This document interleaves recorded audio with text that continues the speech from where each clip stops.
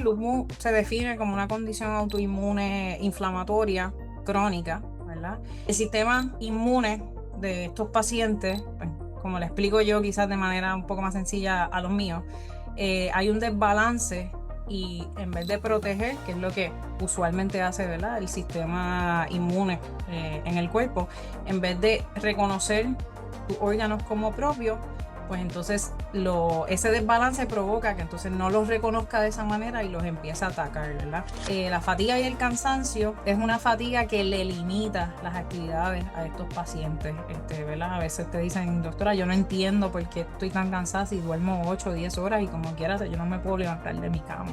La otra importante que la gente tiene que saber es que el lupus es el tipo de condición que uno puede estar muy mal hoy y en 2 meses estar muy bien. Y respectivamente al tratamiento, los síntomas vienen y van. Y eso hace que la gente se confunda, especialmente la gente joven, porque dicen, ya yo me siento bien, ya yo no tengo lupus. Y que no. Ya no tengo que tomar nada. Y ese es un proceso que lo vemos mucho. Me imagino que tú has pasado por situaciones parecidas o lo has visto en tus pacientes igual. Y es importante recalcar eso porque la gente tiene que entender que no es así. Muy buenos días y bienvenidos a otro programa más de Hablemos de Reumatología con Fundación FER, un programa de la Fundación Puertorriqueña de Enfermedades Reumáticas que tiene como misión el apoyar y educar a todos los pacientes con enfermedades reumáticas para que tengan una vida más saludable, activa y productiva. Y hoy, y antes de empezar, debo, como siempre, recordarles que este programa llega a ustedes gracias al auspicio de la farmacéutica AbbVie. Y hoy tenemos un programa muy especial. Vamos a estar hablando de lupus, una condición de la que hemos hablado en muchas ocasiones, pero que tenemos que seguir hablando porque es una condición muy compleja, a veces muy, ciertamente muchas veces muy mal entendida. Y lo vamos a hacer esta vez desde una perspectiva muy distinta y única. Lo vamos a hacer de la perspectiva de una persona que vive con lupus y al mismo tiempo lo estudia y lo trata en sus pacientes. Y para eso, por eso tenemos hoy a la doctora Ariana González. Ella es reumatóloga, ella está en Ponce, en el Hospital de Damas, tiene una amplia experiencia clínica y también es paciente de lupus. Bienvenida, doctora. Gracias, gracias por la invitación. Muy contenta y emocionada de estar aquí compartiendo con todos ustedes. Gracias por estar con nosotros hoy porque la gente que nos sigue, muchos son pacientes de lupus y es importante que no solamente conozcan de esta condición, sino que lo vean también de una persona que, como dije anteriormente, se especializa en esto, lo trata, a la misma vez lo vive día a día. Ujú, Eh, ujú. Antes de entrar en quizás en las cosas más personales, deberíamos quizás un poco explicarle a la gente lo que es lupus, porque ciertamente es algo que confunde mucho. Claro, ¿verdad? Lupus se define como una condición autoinmune inflamatoria crónica, ¿verdad? Que básicamente a- el sistema inmune de estos pacientes, pues, como le explico yo quizás de manera un poco más sencilla a los míos, hay un desbalance y en vez de proteger, que es lo que usualmente hace, ¿verdad? El sistema inmune en el cuerpo, en vez de reconocer tus órganos como propios, pues entonces ese desbalance provoca que entonces no los reconozca de esa manera y los empieza a atacar, ¿verdad? Diciendo esto, pues dentro de esa definición de condición autoinmune crónica, pues es una condición pues que afecta diferentes órganos, ¿verdad?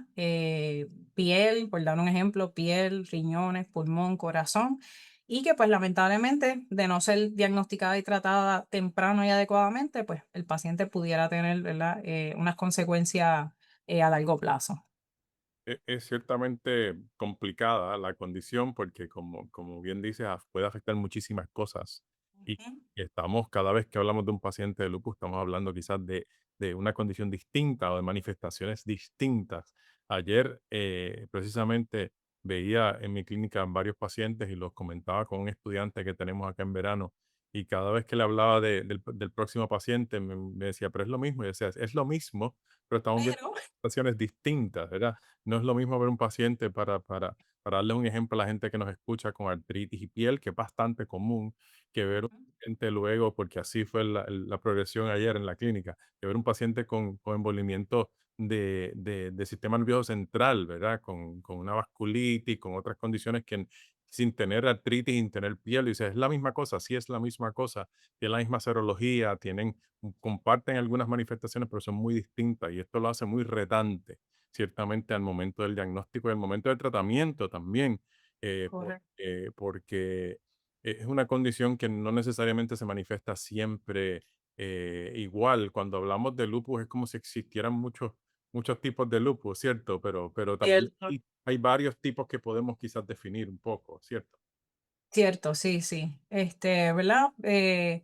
Lo podemos definir en términos de limitado, localizado, quizás más, ¿verdad? A piel, que son aquellos pacientes, ¿verdad? Con enfermedad cutánea, discoide, que es bien particular y una de las características, ¿verdad? Y dentro de de la definición es que no tengan manifestación de órganos internos, versus, ¿verdad? Lo que es lupus sistémico eritematoso, que ya es una condición más sistémica, es un lupus sistémico donde no solamente te puede afectar piel, sino ahí entra, ¿verdad? La afectación de otros órganos y pues a eso también le podemos seguir añadiendo, porque pacientes de lupus, pues sabemos que también tienen un mayor riesgo de síndrome antifosfolípido, que también es una entidad, ¿verdad?, que puede venir sola, pero la mayoría, en su gran mayoría, nuestros pacientes de lupus, de un 50% o a veces hasta más, pudieran también tener este otro síndrome asociado. Así que también, ¿verdad? Podemos hablar de lo que es resequedad de ojos o boca, que es una entidad también primaria, ¿verdad? Que es lo que le conocemos como el síndrome de Sjögren's, pero a su vez también está asociado a nuestros pacientes de lupus, ¿verdad? Ahí lo conocemos como síndrome de Sjögren's secundario, eh, que son, como digo yo, otras adiciones que tienen nuestros pacientes y que pues le suma a la complejidad de lo que es un diagnóstico de lupus sistémico, por ejemplo. ¿Quién lo padece más frecuentemente? ¿Verdad? Se conoce que esta condición mayormente afecta más a mujeres, particularmente en edades reproductivas. Hay muchas teorías para esto, ¿verdad? Y de manera sencilla, por dar ejemplos, eh, podemos hablar del estrógeno. Yo siempre hago también el hincapié porque me lo preguntan mucho, ¿verdad? Que aquí en Puerto Rico hay una alta prevalencia de lupus a diferencia de otros países latinoamericanos o en Estados Unidos.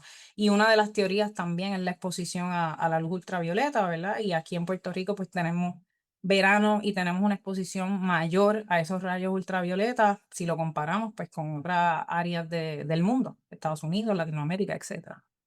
Es que eso es importante mencionarlo porque ciertamente sí, nuestra incidencia, prevalencia es mayor también hispanos en Estados Unidos, o sea que los hispanos en general tienen una mayor incidencia. Aquí ciertamente los números son bastante más prominentes y el sol es otro tema importante porque las personas con lupus tienen que protegerse del sol y ya después hablaremos un poquito más de eso, pero puede ser uno de esos detonantes de Ujú. exacerbaciones y de la condición que son ciertamente importantes. eh, y como les dice la doctora, ciertamente mayor en mujeres, mayor en mujeres en edad reproductiva, o sea que estamos hablando de gente joven que necesita que el diagnóstico se haga a tiempo para poder mitigar, ¿verdad? Y poder algunas de las posibles complicaciones y llevarlos a remisión, porque afortunadamente hoy en día tenemos más herramientas para lograr eso. ¿Cuáles son algunos de los síntomas quizás más comunes para que la gente sepa cuándo necesitan buscar ayuda? Bueno, ¿verdad? Dentro de la variedad de síntomas que puede tener un paciente de lupus, siempre una de las manifestaciones más comunes es piel, ¿verdad? La conocida mariposa, ¿verdad? Que es enrojecimiento en el área de los cachetes, del tabique de la nariz, que lamentablemente muchas veces se puede confundir y quizá podemos compartir que lo hemos visto mucho en clínica, se puede confundir con rosácea, ¿verdad? También manifestaciones cutáneas, los pacientes pueden presentar con úlceras en el área de la boca, caída del cabello, ¿verdad? De manera prominente a lo que le conocemos como alopecia, manifestaciones articulares, ¿verdad? Inflamación, rigidez en la mañana, de manera progresiva, ¿verdad? Cada día se levantan con más dificultad. Obviamente, ¿verdad? La parte de manifestaciones de órganos internos, que eso pues si hablamos de riñón, por ejemplo, puede ser un paciente que de momento se empieza a levantar con los ojos bien hinchados, las piernas hinchadas, ¿verdad?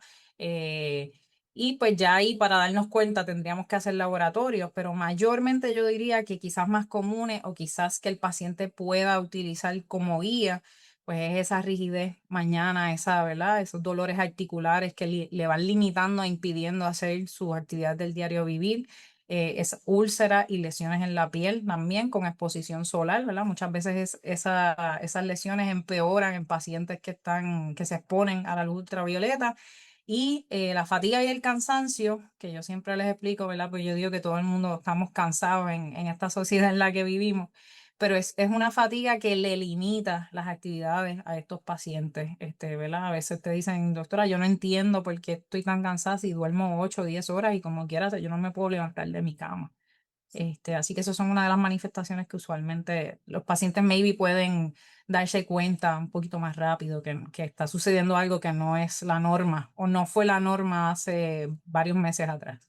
Y eso es importante, cuando hay un cambio Ujú, bastante drástico en lo que puedo hacer, en lo que no puedo hacer, si yo no puedo funcionar como antes, igual, como les dice la doctora, la piel y las articulaciones siguen siendo los síntomas más comunes.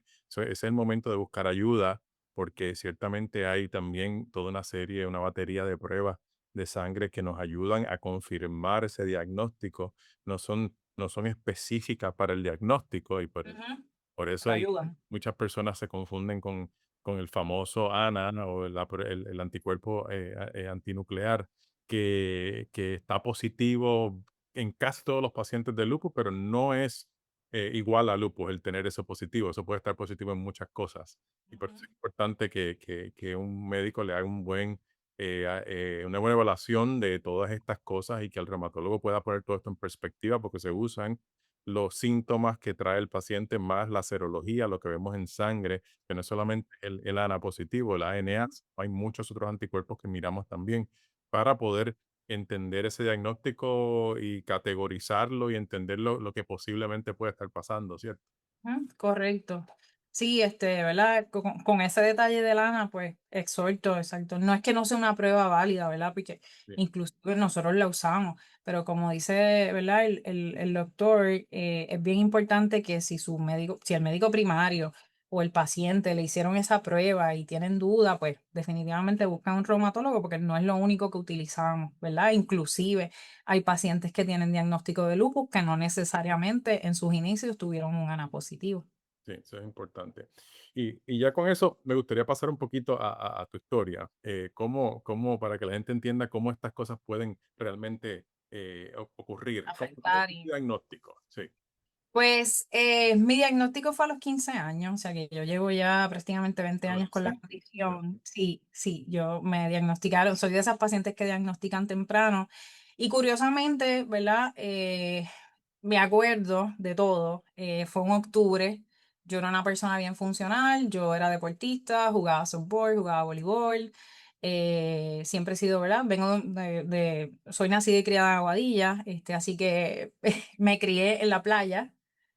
Yo pasaba en la playa todos los días prácticamente, vivía a 5 minutos de la playa y progresivamente, me acuerdo que en un periodo de prácticamente un mes, yo dejé de hacer deportes, empecé a levantarme más hinchada, hasta el punto, empecé de las manos, bueno, fue progresando hasta el punto que yo no podía peinarme sola, mi mamá tenía que ayudar a vestirme.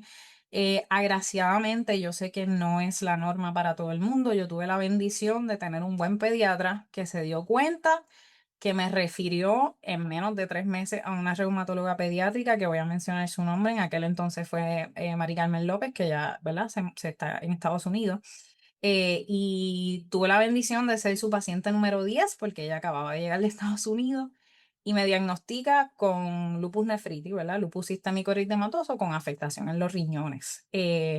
Yo tuve prácticamente todo, me acuerdo todavía, ANA positivo, double-stranded linfopenia, ¿verdad? Que son hallazgos en CBC, los blancos bajos, la hemoglobina baja, plaquetas bajas. Tenía proteinuria. Y de ahí, pues, empieza mi travesía. Gracias a Dios, como mencioné, pues, el diagnóstico fue rápido y por consiguiente el tratamiento también. Ya para ese entonces, yo comienzo con plaquenil, esteroides, y no recuerdo, esa parte no la recuerdo muy bien, pero ciertamente en poco tiempo comencé en CELSEP. Y de ahí entonces, pues ese básicamente ha sido mi tratamiento. Eh, Como todo, ¿verdad? En este caminar con esta condición han habido sus altas y bajas, pero creo que, ¿verdad? Puedo decir que ahora mismo pues, me encuentro en remisión, pero así fue básicamente como me hicieron mi diagnóstico.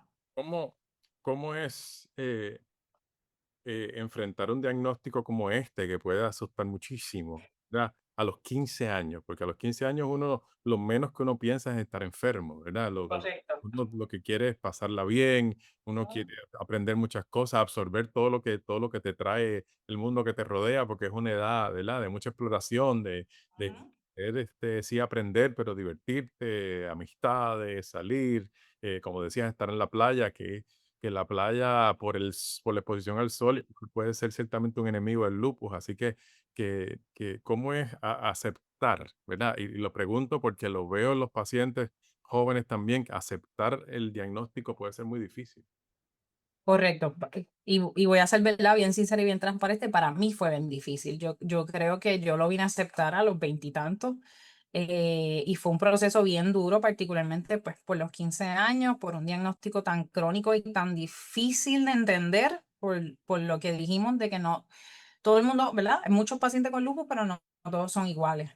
Y ahora, a esta edad, yo podría señalar dos cosas: la falta de un buen grupo de pacientes con lupus con el que yo pudiera hablar y pudiera compartir, aunque fuéramos diferentes, quizás a mí me hubiese ayudado mucho y no lo tuve.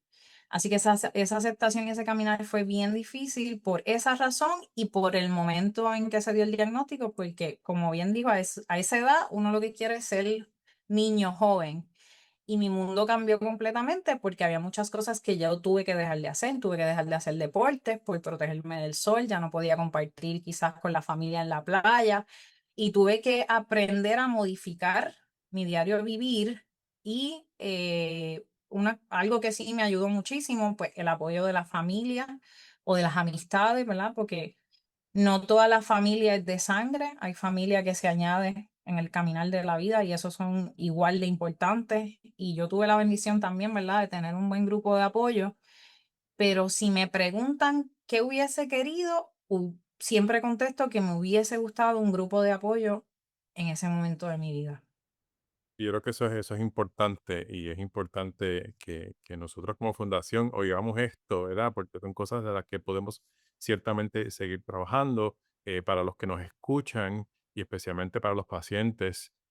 Nosotros trabajamos mucho con el grupo de Lupus PR, que es un grupo de apoyo que es el quizás la voz más potente que tenemos de lupus aquí en Puerto Rico, donde sí los pacientes se comunican. eh, Me hace pensar lo que me dices, que quizás nos hace falta un grupo de apoyo especial para grupos de edad, de jóvenes, adolescentes, porque ciertamente Recién diagnosticado. las necesidades son un poquito distintas, Ujú. ¿verdad?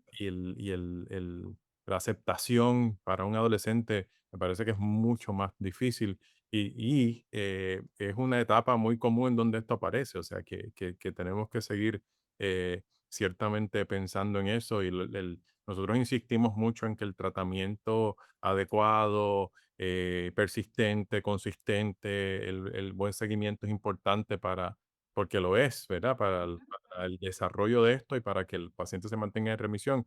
Pero a esa edad es muy fácil querer olvidarse de que esto existe y especialmente cuando uno se siente bien. La otra importante que la gente tiene que saber es que el lupus es el tipo de condición que uno puede estar muy mal hoy y en 2 meses estar muy bien. Y respectivamente al tratamiento, los síntomas vienen y van y eso hace que la gente se confunda, especialmente la gente joven, porque dice, ya yo me siento bien, ya yo no tengo lupus. Así que no. Ya no tengo que tomar nada. Y ese es un proceso que lo vemos mucho. Me imagino que tú has pasado por situaciones parecidas o lo han visto en tus pacientes igual. Y es importante recalcar eso porque la gente tiene que entender que no es así, ¿cierto? Correcto. ¿Verdad? Si uso mi experiencia, tengo que ser sincera, yo lo hice. Ahora como doctora, Una háganos vez caso, semana, ¿verdad? Es algo muy común. sí, háganos caso a los profesionales de salud.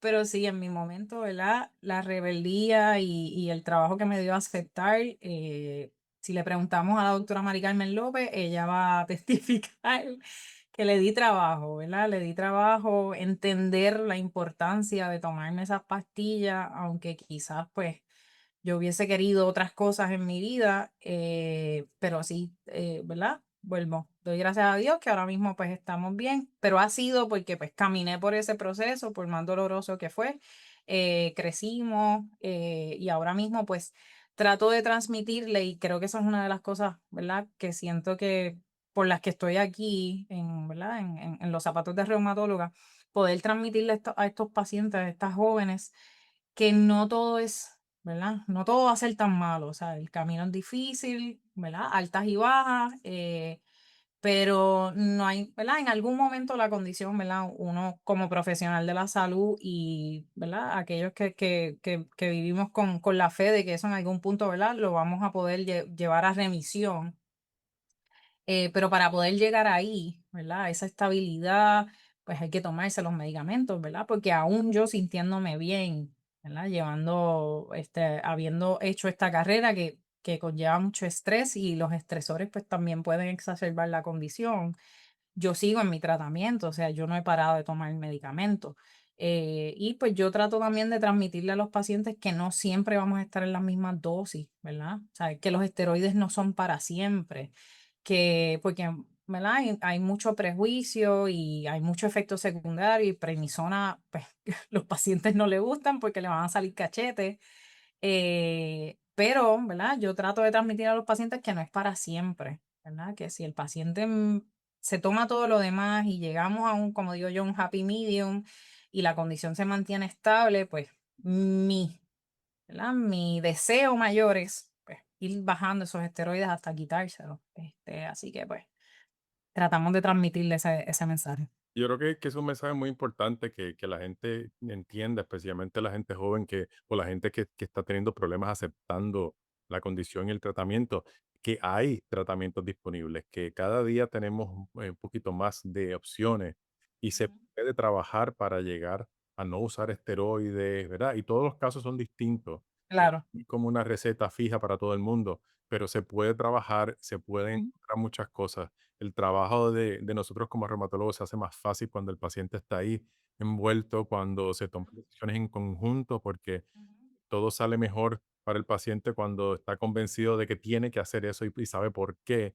Y Correcto. por eso es, cuando hablabas de ese happy medium, es importante que la gente entienda que esa decisión en conjunto es muy, pero muy, muy valiosa, que el paciente entienda qué está pasando y por qué, y que se puedan tomar acuerdos. Hay ocasiones que yo, en mi caso, ¿verdad? Yo prefiero a veces que el paciente me diga, no, sea completamente honesto conmigo, me diga, no me quiero tomar esto, o no me lo voy a tomar por tal cosa, porque me voy de viaje, o porque Ujú, tengo una actividad, o porque tengo no sé qué. O sea, las razones son muchas. Prefiero saberlo y ayudarle con una alternativa o explorar otra cosa, pero no perder el tratamiento por completo o no perder el paciente, el seguimiento, porque eso puede ser peor. O sea, ujú, yo creo que los pacientes deben sentirse cómodos hablando lo que lo- con su médico de lo que sea. Tengo coraje y no me lo quiero tomar. Me voy con mis amigos de viaje y no me quiero llevar los medicamentos. O sea, todo eso es válido. Yo creo que todo eso es válido, especialmente para la gente joven, y yo creo que hay formas en que se puede trabajar alrededor de todas esas cosas. No siempre, y hay veces que hay que hacer compromisos de un lado y de otro, ¿verdad? Pero, correcto. pero yo creo que es importante que esa comunicación se dé, porque como tú bien dices, todo el mundo va a pasar por procesos parecidos. Ujú. Y como también decías, yo creo que y ahí podemos quizás hablar un poquito de tratamiento. Hay muchos tratamientos que también se están mirando desde ahora hasta el futuro que prometen muchísimo. O sea, que yo creo que los pacientes no deben perder la esperanza de que todo esto va a ir mejorando, y por eso es importante ese seguimiento continuo. Sí, definitivo, ¿verdad? Esto, a pesar de que es una condición difícil de estudiar porque todos los pacientes son diferentes, ¿verdad? Yo también exhorto a los pacientes a que no le tengan miedo, ¿verdad? A lo que son las investigaciones clínicas, porque es lo que nos ayuda y a largo plazo pues ayuda a los pacientes a tener mayores opciones al momento de selección y pues yo, gracias a Dios, ¿verdad? El lupus en los últimos años yo pienso que ha mejorado muchísimo en las opciones que tenemos, antes eran menos. Y definitivamente sí, y vuelvo, ¿verdad? Exhorto a los pacientes a que confíen y que se sientan ¿verdad? En esa confianza, valga la redundancia, con su proveedor de hablar, ¿verdad? Y de preguntar, ¿hay algo diferente? ¿Hay algo nuevo? ¿Verdad? Y sí, la realidad es que sí, gracias a Dios, ¿verdad? Han habido muchos cambios y muchas mejoras ¿verdad? Y hay muchas cosas que se están estudiando, como el doctor menciona, eh, para pacientes con lupus. Sí, yo creo que eso, ¿verdad? Todo el mundo debe vivir con esa esperanza de que esto puede ir, mejorar. Y Ujú. bueno, aún con las cosas que están estudiando, lo que tenemos hoy en día en muchas ocasiones es suficiente para poner la gente en remisión. Todos somos distintos y el tratamiento va a Correcto. afectar distinto a las personas, pero hay pacientes, muchos pacientes en remisión con muy poca cosa o con un tratamiento, dos nada más, o una sola cosa. O sea que sí se puede, hay que mantener esa mente positiva, hay que hacer mucho autocuidado. No sé si quieras voy a hablar un poquito de eso, ¿verdad? El cómo uno como paciente tiene que ayudarse más allá de lo que se prescribe, que podamos prescribir acá. Claro, esto también me tomó mucho tiempo como paciente.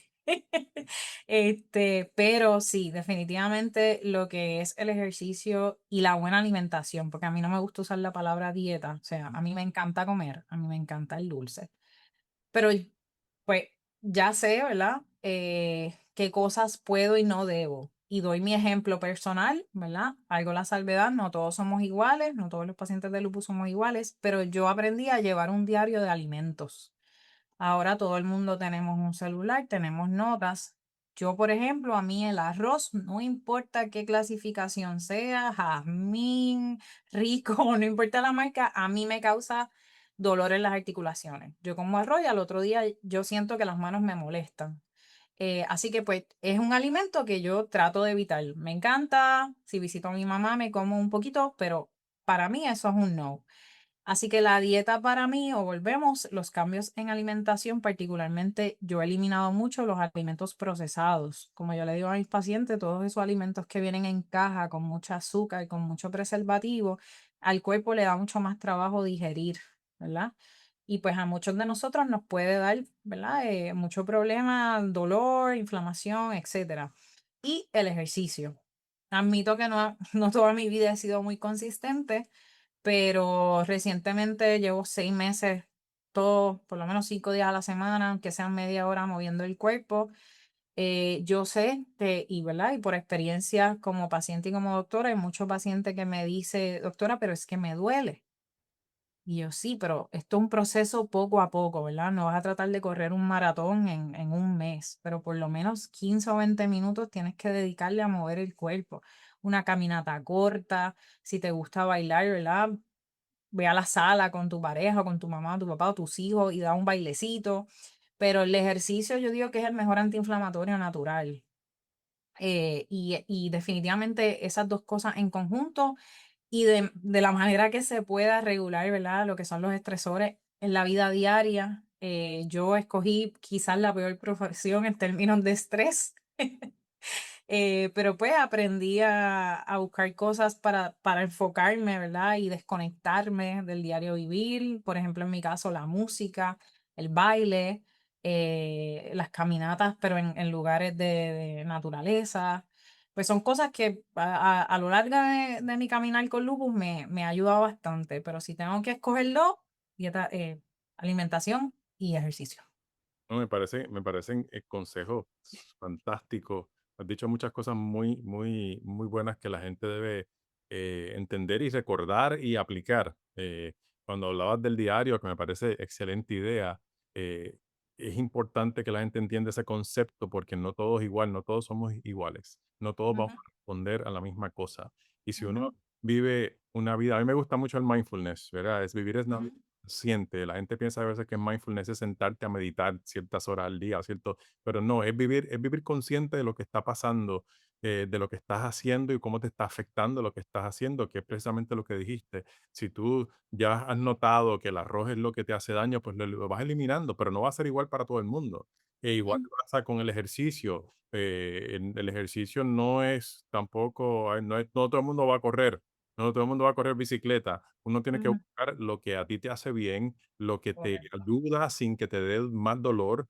Hay que aprender a escuchar nuestro cuerpo. Hay momentos en los que hay que descansar, ciertamente, porque tienes mucha inflamación o porque estás o que te sientes muy mal, pero luego vuelves a retomarlo. Lo importante es seguir pensando en que tienes que moverte para hacer algo importante para tu cuerpo y tratar de siempre evitar, estar muy consciente de lo que te hace daño, evitarlo. Igual con el estrés, el estresor, los estresores no son iguales para todos. Hay gente que disfruta cosas que tú dirías, yo no hago eso porque si hago eso me muero del estrés. Pero hay gente que lo disfruta y entonces uno tiene que aprender a qué es lo que a ti te viene bien, qué es lo que te gusta y hacerlo. Yo creo que eso es muy importante porque suena como muy superficial, pero hay muchos estudios que nos dicen que el ejercicio, la alimentación, todas estas cosas que hemos hablado, eh, Ujú, influyen directamente en cómo las células de nuestro sistema inmune se van rearreglando y nos protegen y nos ayudan. Y eso me parece que es muy, muy importante.